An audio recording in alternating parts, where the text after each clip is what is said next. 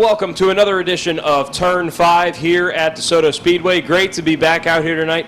Mother Nature tried to get in the way tonight, but Desoto Speedway was able to come out on top as we were able to fight off some early rain at the end of practice before the races started tonight. We had a slight delay to the action tonight, but we were able to run our full program tonight. We had a great night of racing. The super late models were here for 75 laps, as well as the Pro Figure 8s, the Pure Stocks, the Cowboy Cadillacs, and the Outlaw Modifieds all took to the high banks of Desoto Speedway. Now we have a tight points battle coming into tonight with the super late models. We wanted to go and hear from some of the top drivers in our super late model division and talk to some of the contenders for the points championship. Turn 5 is here in the pits. It's a beautiful day here in Florida. The sun's beating down on us as well as the racetrack. We are joined by super late model driver, the number 59 car. This is Jake Perkins. Now Jake comes in tonight tied for the points lead here at DeSoto Speedway for the super late models. Coming off a pretty solid run so far this year. Talk about your car here. You've been able to get out on the track some, and what do you think your chances are tonight? Well, I think our chances here tonight are pretty good. I mean, there's obviously a stout field of cars here. Every time we come here to DeSoto Speedway, you've got Chris Fontaine, Jeff Schofield, all the best of the guys here in Florida always put on a great show. But after a couple of top fives earlier this year, we've shown that we have the car to compete here, and we're hoping to just build on what we've done earlier this year and hopefully be in victory lane at the end of the night.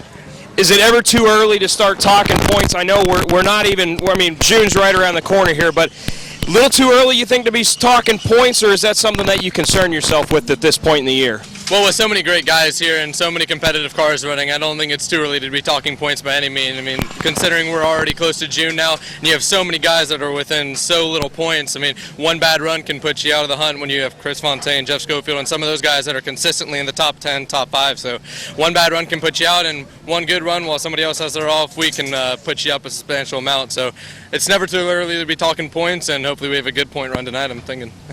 Well, the last time we had you on here, we were asking you about the Safe Racer project that you and your team have gotten behind and got started. You want to talk about anything, new developments or anything coming up with the project? Anything new since we talked to you last? Not yet. I mean, with getting a new corporation started and not-for-profit corporation, there's a lot of legalities that we've had to get out of the way. Been working feverishly at getting it off the ground over the course of the past month, but we're getting really close to nearing on getting this thing up off the ground. You can definitely go to the Facebook page, Safe Racer Project, and like it. We're going to have some great stuff coming out, some videos, some news about our plans for the near future, our short-term goals, mid-term goals, long-term goals. We're going to be putting a lot of this stuff out on the press before too long, so you can go to the website too, saferacerproject.com. Like I said, visit us on Facebook, shoot us an email, send us, just talk to us, and we'll let you know what we're doing. All right, that's great. Yeah, you can find it on Facebook. I've liked it myself. It's easy to find on Facebook. Go ahead and give them a like. Jake Perkins is going to be one of the favorites to watch here tonight. 75 laps with the super late models here at DeSoto Speedway. Turn 5 is here with one of 6 drivers in the super late model division within 3 points of the points lead. Now, I know it's not even June yet, and here we are, we're talking points already, Jesse, but like I said, you're one of 6 drivers within 3 points. You've had one of the fastest cars out here so far this year, yet to score a win, but you've been pretty consistent. I mean, I can't remember the last time you weren't fast qualifier out here, so we know you've got the car. Tell us how the car feels today, and what do you think your chances are here tonight at trying to gain some points there and get the points lead here tonight? Well, the points are real close. We have been really fast qualifying, really fast in the races. We've had three flats in the last 6 races.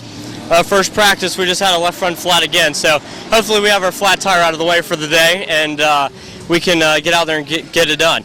Now, we got a little bit smaller of a car count than we've been having so far in the super late models. You think that benefits you a little bit because you've been kind of bitten by the inversion bug, it seems like, this year, having to work your way back up through the field? I know you've said that you like to work a little bit back there and work your way up, but be a little bit easier starting up at the front with having less cars here tonight. Well, yes, the 10-12 invert, it's good for the fans. It's hard for us, but we're here to put on a show, so if that's what we got to do to fill the seats and make sure we can come back and race here all year long, I would rather be able to do that than, start up front. That's easy. But, at the same time, we're due to win a race, and I'd take one however we can get one. But It's fun driving through the field. It's a good, exciting race, and everybody races really hard, and hope to have a good, clean race tonight.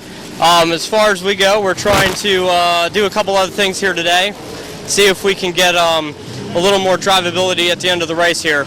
As far as the low car count, there's such good quality cars here. If there was 5-6 cars here, they're some of the best in the state to run against, and it really is a irrelevant number.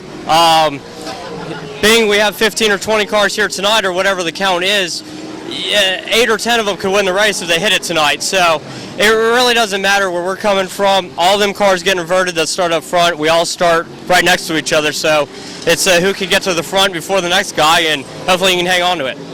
Like I said, Jesse Dutilli's been lightning fast so far this year.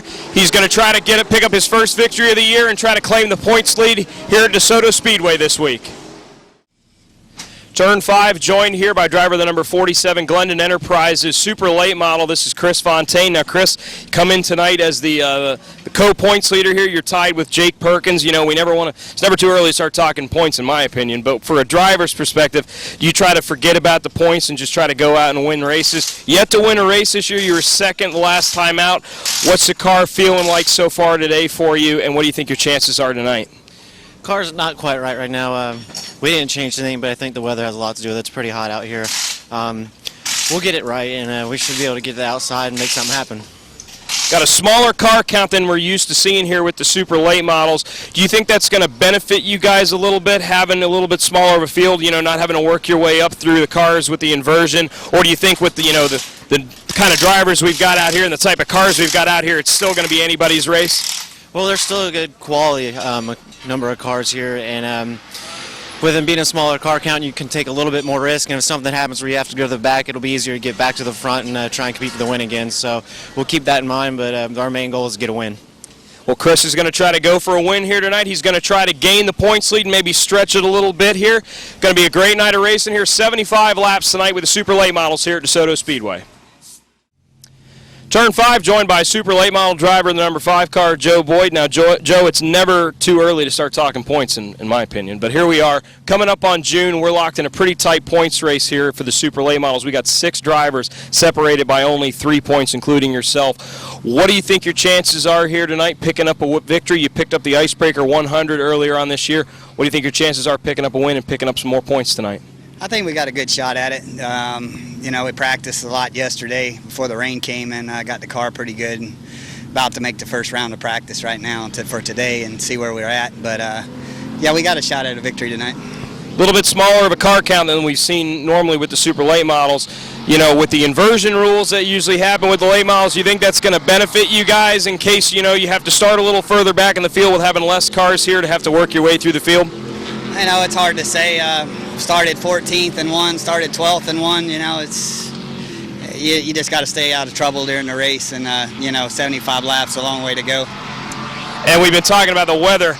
Rain. We had rain come in yesterday, but right now the sun is beating down on this racetrack. You're getting ready to take your first laps here today. Prior to the rain coming yesterday, what was the track feeling like? You know, it's pretty similar from what it was yesterday. What was the track feeling like yesterday? Yeah, the track was greasy, you know, a little slippery, but you know, the heat's so hot. But I think we're in for the same result. About 4:30 yesterday, it started pouring rain, and kind of looks that way today. Well, you can count on the number 5 car, Joe Boyd, being up near the front, one of the favorites each and every time he comes out here to DeSoto Speedway. Got 75 laps coming up tonight for the super late models. Turn 5 is now joined by Joe Wenzel. Now, Joe, we don't have the Ego 15 running here tonight, but we're back out here at DeSoto Speedway. It's good to have you back out here again. Tell us about your car. You just came in from taking some practice runs. How was the car out there? This is the first time we've been back in like a year and a half, and first off, I just want to thank everybody to get me back here. We struggled a little bit to get back, and we're just trying to put a race in tonight and get something under our belts and hopefully have something to work with on Sunday morning and try to get back to where we were a few years ago. I know it's not the Ego 15, but it's a pretty big night for us. You know, getting back out there, it's been about a year and a half out since you've been out there. You said, you know, any rust or anything like that you had to knock off trying to get used to this, getting used to the car and getting used to the track again. Oh yeah, there's a lot of rust there. I'm pretty sure the car is going to be a little bit better than the driver tonight. The workout program hadn't been very good lately, so we just need to get some laps in this thing and see what we got to work with. Well, Joe's got a good-looking piece here tonight. He's going to be giving it all he's got out here at DeSoto Speedway, and thanks for joining us here, Joe. Yeah, you got to. Oh, we have to ask you. You got a message to Mike Franklin while we got a chance here? Yeah, Mike Franklin was supposed to be my crew chief this weekend, and I guess he's a no-show. I haven't heard from him all day, but that's the way it goes. Well, too bad we can't have Mike out here, but it's good we got Joe back out here once again at DeSoto Speedway. Turn 5 is joined by Richard Nelson. Richard drives the number 80 Cowboy Cadillac as well as the number 80 Outlaw Modified. Now, Richard, I've seen you out here in a street stock. I've seen you out here in a Sportsman. Is there anything that you won't drive out here? No. Put wheels on it and a motor, we'll race it. Now, you've running in so many different series like this. You've got to have a favorite or one particular one that you like to go to the most. In all your years of racing, have you found that one that you just seem to like the most? Yeah, I would have to say it would be the Road Warrior class, which is not here no more, and Dirt Street Stock. Now, I've seen on Facebook, you've been posting that you were trying to sell your Cowboy Cadillac. You just got the Outlaw Modified here. Hearing some rumblings and some rumors going around here that you're looking to try to get into a late model coming up here. Talk about some of the cars you got for sale here and what your future plans are. Yeah, if anybody's interested, we got the 80 Cowboy Cadillac for sale.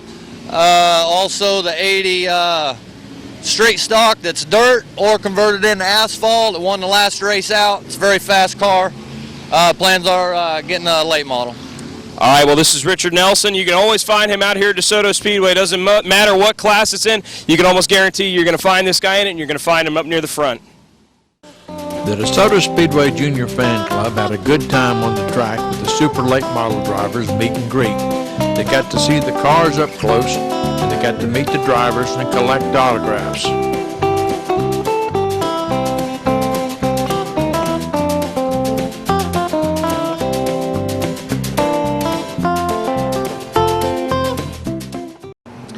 And tonight, after a brief drizzle following practice, we were able to get the track dried and we were ready to get racing. Great job by the track workers, the broom crew, the towers, and all of the DeSoto staff for getting the track ready to race. Cowboy Cadillacs kicked off the night. Had a field of 8 trucks tonight taking to the high banks of DeSoto Speedway. This series working hard to try to get the truck count up and to the double digits. So tonight we had the 63 truck of James Wright with the early lead as the 5 truck of Ed Snyder would go for a big spin in turn number 4 to bring out the yellow. On the restart, the 80 truck of Richard Nelson would get by Wright to take over the lead, but soon after that, big problems for the leader, the 80 of Nelson. Something would let go on the 80 truck, and it would be a tough break for Nelson. Lap 10, 26 truck of John Garrett would get by the 63 of James Wright. 26 of John Garrett would score the victory, 63 of James Wright finishing second, and the number 2 truck of Lance Sober would finish third. Pure Stock's back in action tonight. Points leader number 3, Dwayne Best, would start on pole. Best gets off to a nice start, but is soon joined by the 9 car of Cameron Ray.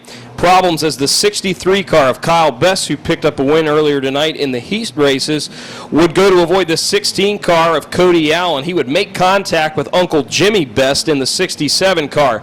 The damage would end the night for both the 67 and the 63 car. Dwayne Best would then have to go into the pits and would lose the lead, so that meant the 9 of Cameron Ray would inherit the lead. Lap 18, the 3 of Best would work past the 97 of Chris Scott to take over the second position. The 9 car of Cameron Ray with a very impressive run here tonight at DeSoto Speedway, but problems for Chris Ray as he would go through tech and he would be disqualified. So the 3 car of Dwayne Best is your winner. The 97 of Chris Scott comes home second, and the 80X of Chad Cummings comes home in third. Outlaw Modifieds were up next. 14 car of Dan Ackard would jump out front, but would soon be pressured by the 26 car of Mike ND until they would get together off of turn 4. ND would then have to go to the rear of the field. On the restart, it would be the 00 of Billy Campbell who would get the lead. Campbell would check out and score an emotional win after losing his grandfather this week. 26 of Mike ND recovered to finish second, and the 14 of Dan Ackard would come in third. Then it was time for the super late models. 6 cars separated by only 3 points atop the point standings. Problems for the 5 car of Joe Boyd as he would lose his rear end in practice and he would not be able to compete in tonight's race. Tough break for the 5 of Joe Boyd. Number 30, Jesse Dutilli, was our fast qualifier once again this year. After drawing pills for starting positions, winner last time out in the Bright House Challenge Series, the 28D of TJ Duke would be on pole with Dutilli on the outside. Didn't take long for the fast qualifier Jesse Dutilli to take the lead from pole sitter TJ Duke. The 81 car, Anthony Campy, who dominated this series last year, hasn't run here at DeSoto much this season. He would move into the second position to begin to track down Dutilli. We had Campy clocked up to picking up almost 2 to 3 tenths a lap before a caution on lap 17 when the 56 car of Brian Richardson would spin in turn 4. On the restart, Dutilli inside, Campy outside. Dutilli beats him off of 2 to hold on to the lead. Big wreck would occur in turn 1. It started when the 12 car of David Green would make contact with the 33 of Daniel Webster. Chain reaction would follow behind that. It would involve co-points leader, the 59 car of Jake Perkins. Caught up in it as well would be the 51 car of Michael Atwell, ending both of their nights. Restart on lap 21 would see the 6 car of Jeff Schofield would move up into the 3rd position. Restart lap 23 side by side between Campy and Dutilli for the lead. 1 lap later, the 81 takes the top spot. Caution on lap 32 for Billy Bigley Jr. would stack the field back up once again. Great battle for 3rd between previous winner this year, the 6 car of Jeff Schofield, and another co-points leader, the 47 car of Chris Fontaine. Lap 62, things would get pretty dicey for 3rd between Schofield and Fontaine as they would touch coming off of turn number 4. Fontaine would make the pass inside 10 laps to go.